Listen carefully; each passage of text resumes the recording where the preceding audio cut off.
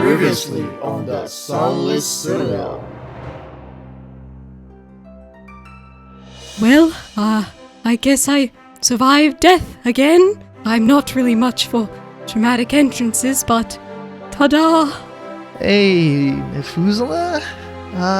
Good to see you. Where's Mortis?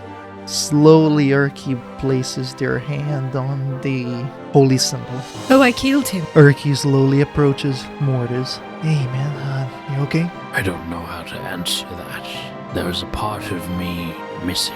Did pick up on something when Thorn asked to have a watch. I noticed there's a certain way that Thorn smiles. It's not quite his own in a way. So I have a feeling that the Marquis might want something. It is important that I speak to the Marquis. I wish to thank him for taking such good care of you. As you look into your book, there is a little message for you there. Turtle wants fun and bond. It has been so long since you have sung your song.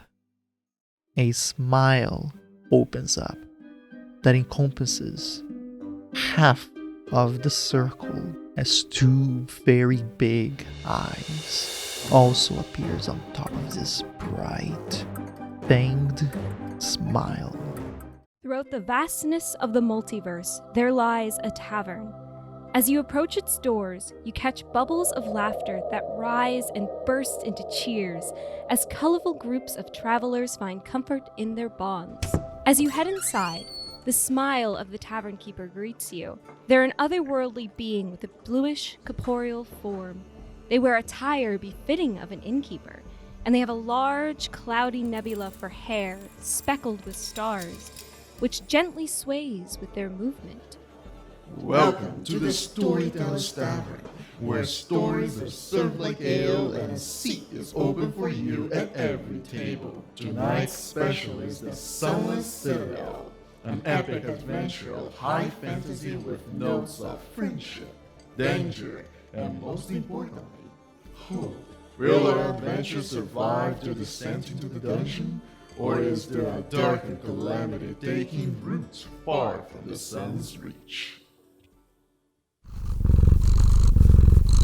Mortis immediately stands from his sitting position and tries to keep the face in his eyesight, like even as it moves. Methuselah clutches Yorick and follows in Mortis's lead and follows around him almost like back to back as he's making steps to try to keep in view of this creature. And Methuselah's gonna say, "What do you want, Marquis?"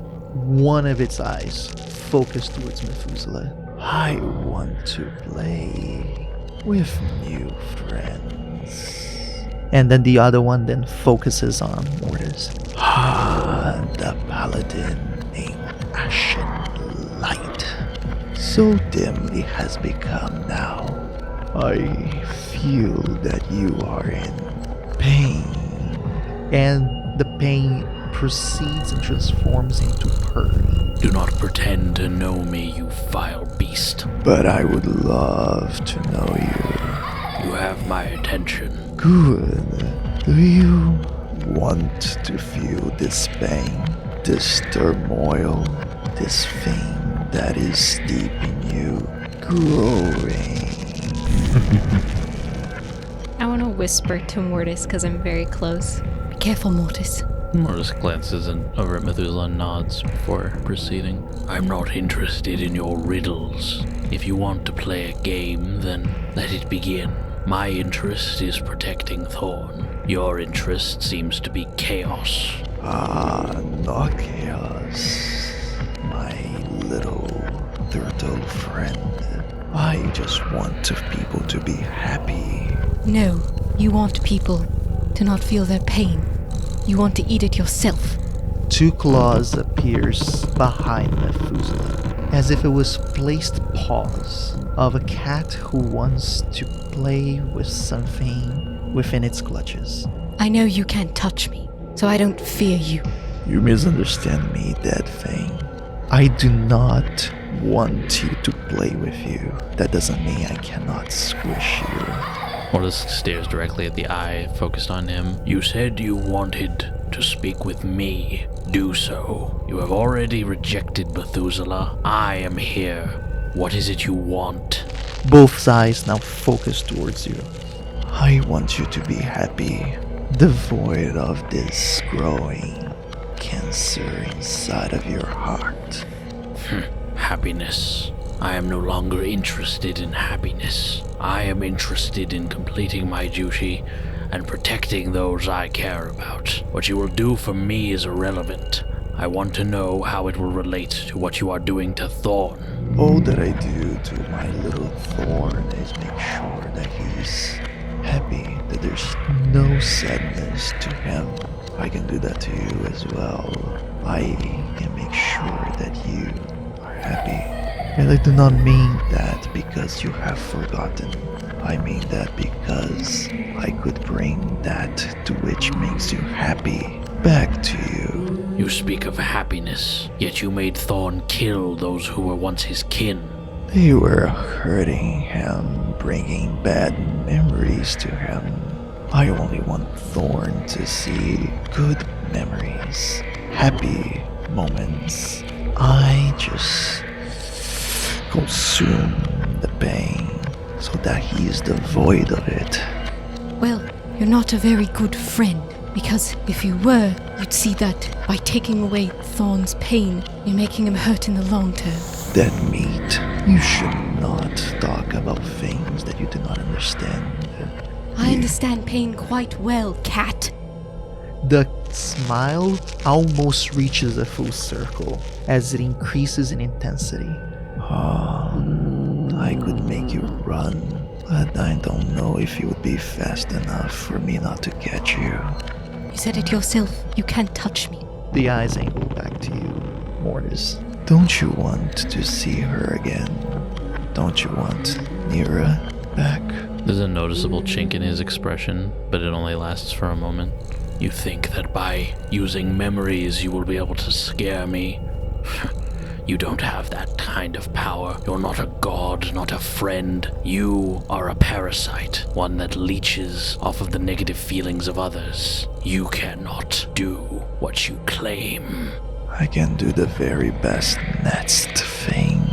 I can make sure that you never forget her, for she will be with you by your side as you trudge the world, sharing my happiness with all others that you may encounter. Are you sure you don't want this happiness? Mortis reaches into the pocket of his cloak and he pulls out a small object. As he holds it up by a string made of twine, you see that it's the druidic holy symbol. She already is with me, and I will never forget her. But you, I don't even want you to utter her name again. That's a shame. You will be consumed by the hole within you. You could have been so happy. Instead of being lingering with small trinkets of the past could be by your side, empowering you. I think we're tired of this game. Perhaps we could be a little more straight with our conversation. If you're into deals and taking away pain and making others suffer, what price would you put on Thorn? My little Thorn is priceless, for I have been making sure that they are happy for a longer time than you know. Yes, but he's one goblin. There's plenty of other people that I'm sure you could make unhappy. Why is he so important? Because he is my Thorn. He's precious, unique, and most importantly, he's mine. Mortis steps forward. I know what you are, Marquis. You feed on pain, and Thorn has provided for you greatly in that regard, but it is as you say. There is a hole in me, a pain that likely will never go away. I have decades more. I have experienced decades of loss, suffering, and pain in all of my travels. Leave Thorn, and join with me. I will provide you everything you need for your twisted feast. Simply leave Thorn alone. The two big cat eyes of multicolored pupils closes quickly, but the smile still remains and the threshold of the light source, only to then position itself as if it's scrolling past the darkness, so it's directly behind you as 4 eyes, 2 on each side, appears and focuses on you.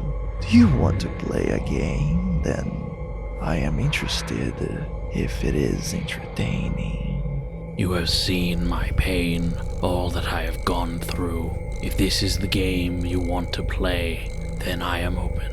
But you will leave Thorn and never possess his mind again. Those are my terms. That is the deal.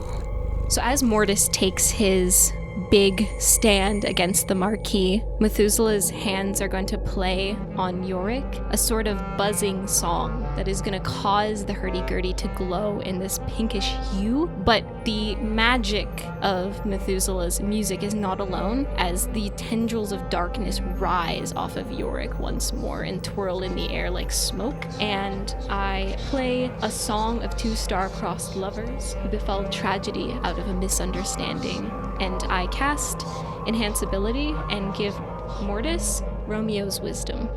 A singular eye appears behind Methuselah, and a small purring whisper appears as well. Do not bring that which owns you to this conversation. Dead meat. I don't have to listen to you, leech. The eye behind you closes. Well, my dear Mortis, you set the conditions. I accept. I'll set the game. Oh, there's no deal. You have an agreement. But know this, I will hold you to your words. Think of it. You have seen what I have lost. I am in need of guidance. I will be a far greater vessel than Thorn ever was. Can I do an insight on Mortis about there was a specific thing? Mortis doesn't resist the insight from Methuselah at all. 14. I want to see how truthful those words are. Is he lying to the Marquis in any way to just bolster him into doing this? Or is there truth? Is he actually feel that this pain needs to be taken away and that he wants guidance from this Archfey? The first thing, from the way that Mortis said it and how long Methuselah's known him, they can tell that the first thing where he said, I'll hold you to your agreement, that was completely true. When he said, everything I have lost, I am seeking guidance, that was true. But when he said, I would be a greater vessel than Thorn, you can tell that he's lying fully. He's trying to entice the Marquis to leave Thorn and take him. But I will say, behind that, in the way that he's saying it, you also sense there's a slight bit of hopelessness there. Like he's saying it in a way not to glorify himself, but when he says, I would be a greater vessel, he implies the pain I have suffered would sate you greater than what Thorn has, as a sort of means of self-sacrifice. Methuselah's gonna get all of that and, in a way, connect to that self-sacrificing aspect and connect with Mortis's grief there, and is gonna just put a hand on Mortis's shoulder, just as comfort and I'm here. Very well. The game that I have placed is as follows. And with a very gentle yet oversized cat-like paw, it extends from the darkness, scooping up the jacket with Thorn, and almost in a liquidy-like extension, it glides closer to where Mortis is, and then places it beside Mortis, so the attention of both contenders can be visible. My dear Thorn, step out of the jacket. You hear the mumbling under the jacket stop, and from underneath it, Thorn pulls his head out and looks at the Marquis with like a big smile. Oh, my dear Thorn, are you ready for a game? Yes, you know I love games, yes! And now we have a new friend to play with. And his eyes focus towards Mortis. Thorn looks up at Mortis with a big smile and goes, "Oh, Mortis, yes! You wish to play games with Thorn and the Marquis, yes! Yes, that is so great!" Mortis looks ahead at Thorn and forces a smile. Yes, I am here to join in your games with the Marquis. I am hoping that we will all be good friends, Thorn. The game is simple. As two eyes focuses on Mortis and the other two eyes focuses on Thorn. You guys will compete against each other. Whoever gets the best gift to me, the most valuable and powerful gift, will win. The one who wins gets my appreciation, happiness, and joy for all time we're together. The one who loses will have all the pain they once held. Do you agree? And all eyes now focus on Mortis. Mortis looks shaken. Under his breath, too quiet for anyone to hear, he says, "Gods, if you are still with me, strengthen me now." And then he looks back up at the eyes. "I accept your deal, Sadalin." Relatively large paw, the size of your overall body, appears underneath the smile, almost as if it was a tongue, but going past the tooth. It's kind of weird. Creeps up, and as it extends towards you, a small finger emanates from inside of the palm of the paw with gloves that you recognize. It is Methuselah's glove that extends as if it was ready to be shaken. Mortis looks over at Methuselah to make sure both of their hands are still being controlled by them. Methuselah looks at you like confusion in their face, but the hands are totally fine. They're usual floaty mage hands. Mortis nods in Methuselah's direction. Marquis and his tricks. And then he takes a step forward, grips the hand, and shakes it. Very well, new friend. And as it's shaken, you feel a weirdness, a certain spiciness, as if you had eaten something very intense in heat, but at the same time, it also mixtures with the pain, and it's like a weird sensation that just becomes an overwhelming confusion of chemicals within your body. And when out of nowhere, you feel that there's something stuck on the back of your throat. As you start to instinctively react to it, you regurgitate, and spitting into the ground falls out what seems to be a green painted pear made of wood. I see that, right? Yeah. Okay.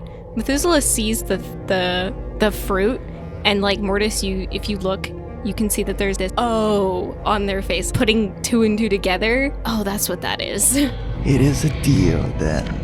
I am in you now, as now you are in my heart. Mortis stares up. After taking a moment to recover himself, he dismisses the pear for a moment and looks back up at the face. This game, how long do we have to give you this gift? It ends when the two of you reaches the surface. If a gift has not been given before then, both of you fail. And what happens when both of them fail? Well, I get to keep both. May the best friend win. As the smile intensifies, sharpened teeth opens up just enough for the inside of its mouth.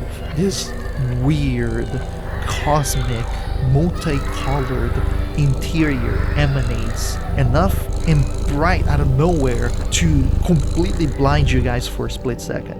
And as you guys readjust your eyes back, there's nothing abnormal anymore. The light of the torch is the normal hue, and the shadows are gradual, as you would expect from normal shadows. Is the pear still on the ground in front of me? Oh yeah. Mortis kneels down and picks it up. So be it.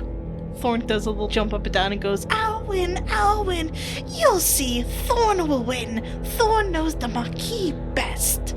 That's what I'm afraid of, my friend.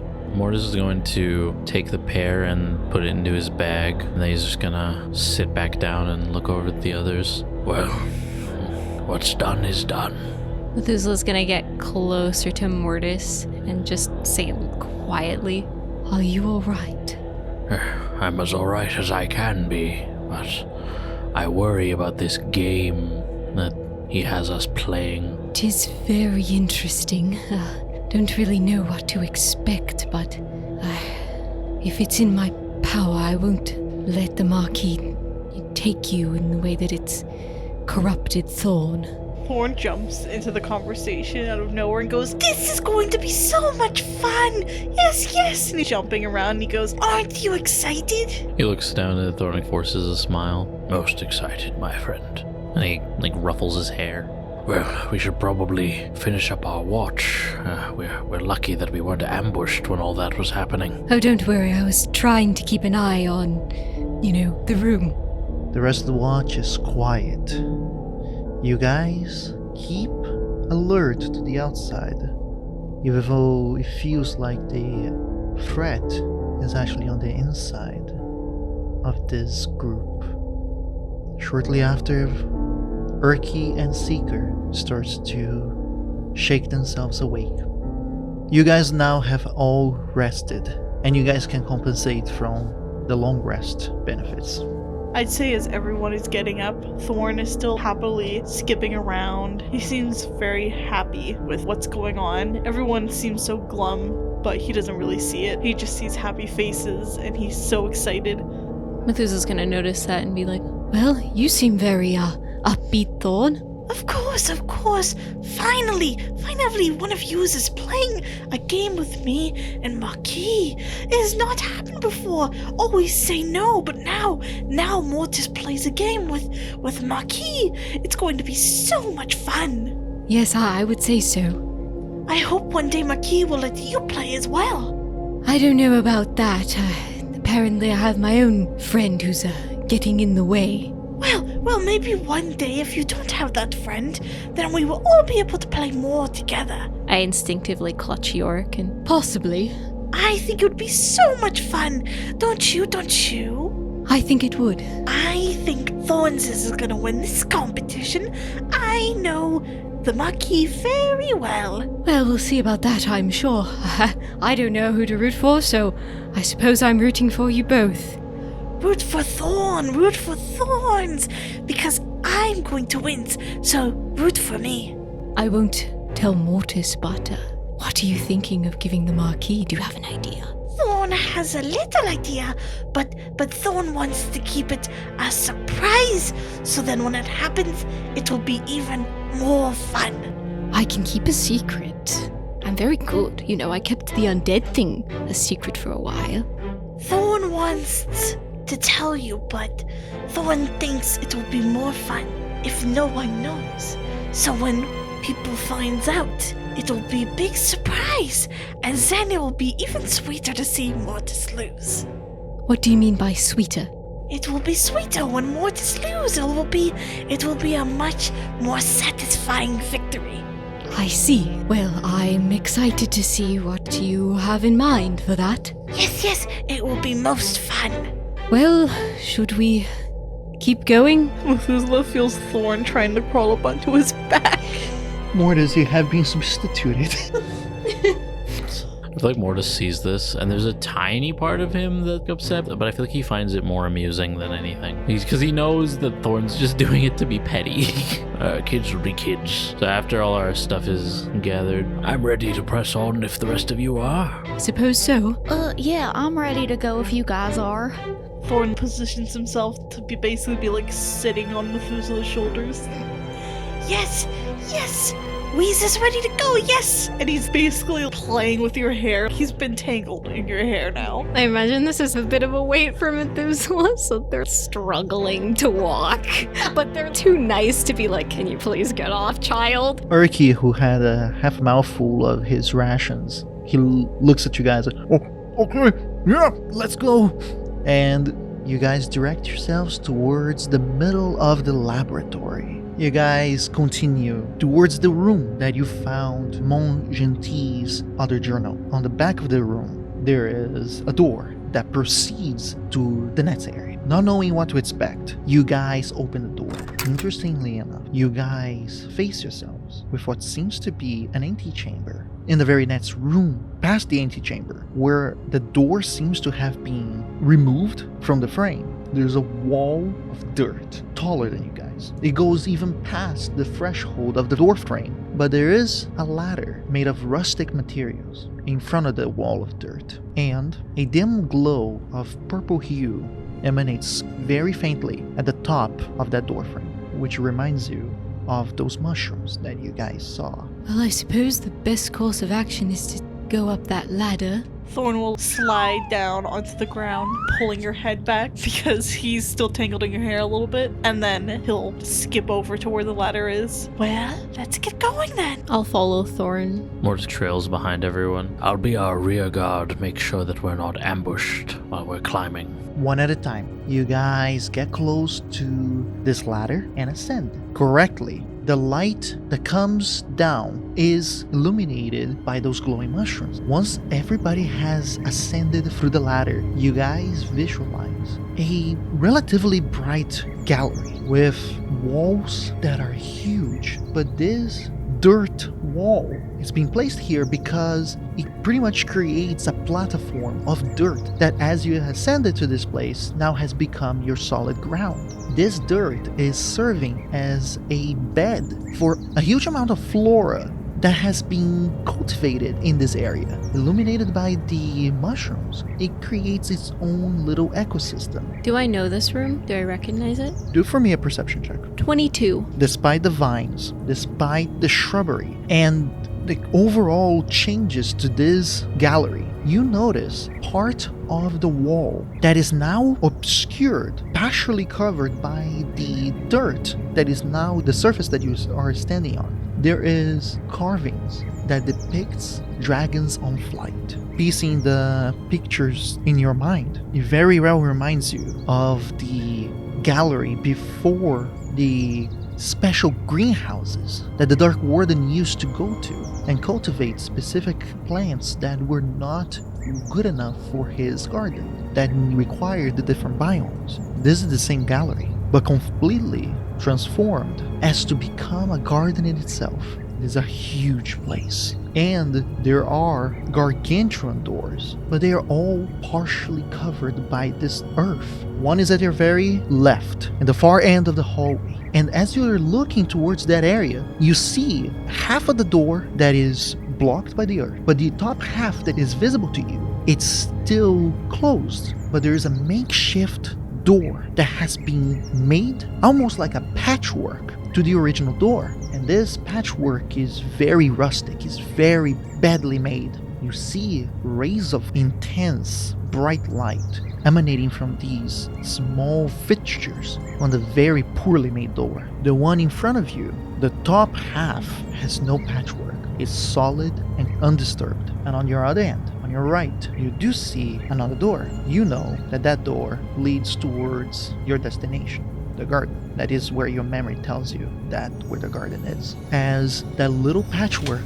swings open, you guys then see a beautiful elven maiden, devoid of clothing, except for her purse that has a string over her shoulder, gingerly walking into this room with a basket full of moss and other type of fungi vegetation. Her hair, mostly green, obscures the face, so you don't see it at first. She approaches the corner, and then turning towards the rest of the room, she spots you guys right away. She is beautiful beyond compare. Very gentle and soft skin, and very piercing green eyes. She looks at you guys, startled at first. Thorn goes, sorry, and he covers his eyes with his hands. I don't recognize her, do I? I have no idea who she is. Okay, thank God. I'm like worried. Hello there? In Elvish, she replies, "Who are you, and are you here to see the outcast?" Mortis steps forward from his position behind everyone else, and in Elvish she responds, "Indeed, we seek an audience with the outcast." I'm sorry. Do you have any clothing that you could put on, please? She listens to you both, and in common she replies, "Who among you is the one who wants to speak to Belak?" I think it's all of us. We all have different reasons. But you are the one guiding them here. As she looks towards you, Mortis, being the one who spoke first. He looks around at everyone else awkwardly. "I suppose so. As my companion says, we all would seek an audience, but I suppose you could say I've guided us here in a sense. I am holding the light." Well, in this case, I would like... Then she slowly starts placing the basket down. "I would like to ask for you to actually please come back. I don't think it's best for you all to see him. Would you please do this for me? I need you to do a wisdom save." That is a 15. Her request is nothing like you ever expected. Simple words for a few moments means the world to you. It is as if she was the most important individual and you needed to be.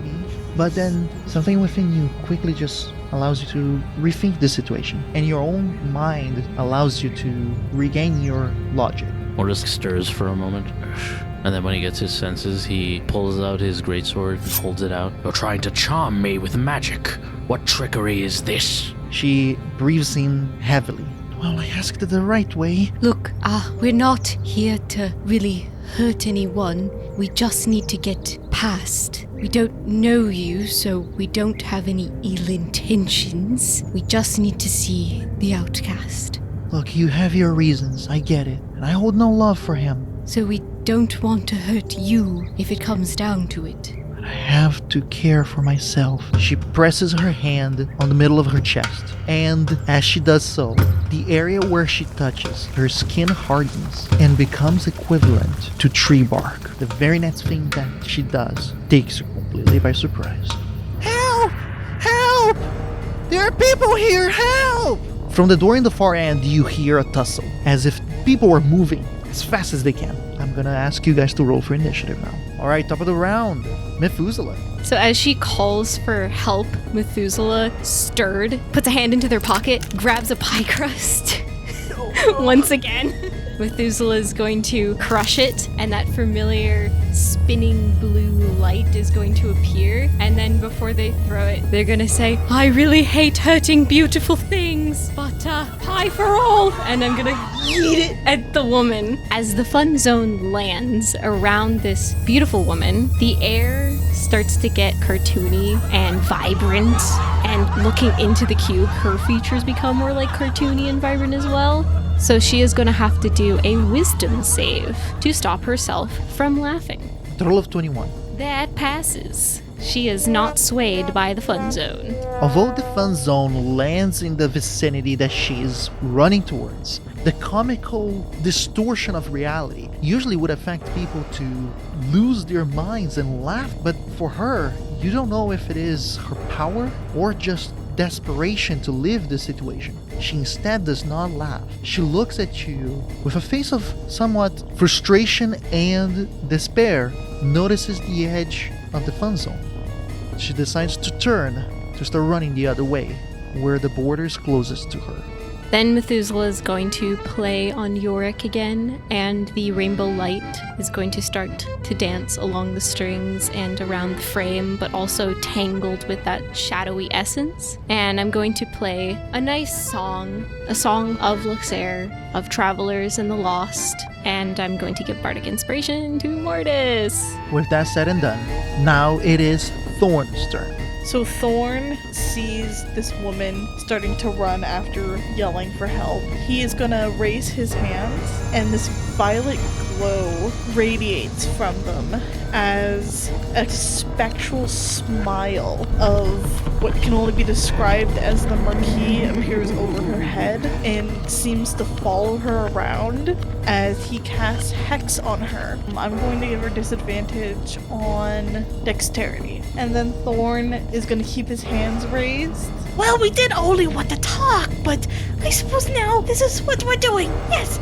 And the color on his hands changes from violet to red as he shoots Eldritch Blast at her. That is an 18 to hit. That is a hit. Roll for the damage. She'll take 6 force damage and 5 necrotic damage. As the Eldritch Blast hits her on the shoulder to chest, it's exploding into petals all around her. The spectral violet smile bites down into her other shoulder, going through the bark, pulling out with streaks of blood as it starts to laugh. And then Thorn is going to step behind Mortis. Now it is her turn. Although she receives that damage and has been almost placed under some sort of spell, she is very objective, and she just dashes down the hallway towards the makeshift door with the rays of light. After dashing down the hall, she's actually quite close. All her focus is towards that door, almost as if that was her ticket to freedom. Next is Mortis. Mortis sees her break into a sprint. He holds a hand out as if to cast a spell, but there's a pause. He just looks at his hand as if he can't do it. And then with that, Mortis is just going to charge forwards around the fun zone and get as close as he can to her. As Mortis is running towards her, he's going to internalize all of his struggles. He tries to focus on his sense of connection to the gods. Then that hole in his chest just flares up, and he's overcome with doubt. Instinctually, he's just going to lash out and cast a spell at the woman. He reaches his hand out, and a wave of violet energy washes over the woman, and he's going to cast Tasha's Hideous Laughter. Methuselah sees Mortis casting this spell, and the darkness within them flickers because there was that connection with the self-sacrificing and the grief, and the darkness is going to latch on to that spell and swirl around it and then encompass her into the shadows, as it is now a charisma saving throw as I'm using Sorrowful Fate. Dirty 20. The spell washes over her, and with it, tendrils of darkness also extends towards to envelop her on top of it as well. Although, in her desperation, you hear her screaming, "No!" And the light and darkness are both pushed back as she continues to bolt towards that door. Next is Urki. He looks at her as she runs, squinting his eyes until he opens up in alarm and complete confusion. The very next thing that he does is hold on to Thorn's arms, placing it down if he can. Don't harm her! She's innocent and very likely a victim.